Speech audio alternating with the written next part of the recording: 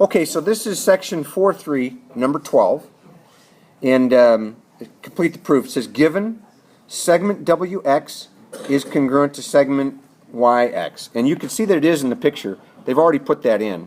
There's a one clicky on those two parts that we're talking about. Then it says Z is the midpoint of segment WY. So if it's the midpoint of segment WY, then I know that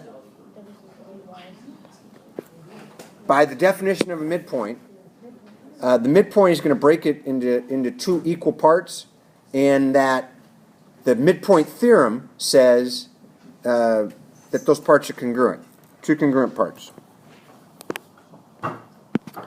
Well, I have two sides here, and of course the third side is what I like to call the shared side.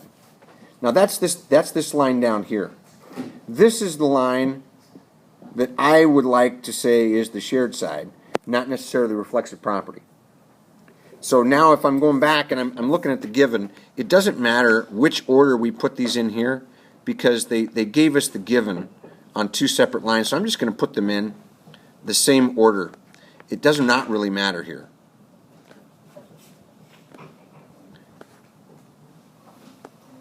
Although, since the third reason is the definition of a midpoint, it's good to have the midpoint in statement number 2. So if Z is the midpoint, what they're asking us here to do is to say that segment WZ is congruent to segment YZ. That's because definition of midpoint.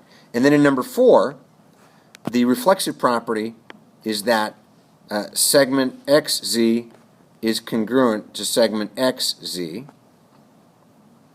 And then now the fifth statement is that the triangles are congruent because of side, side, side.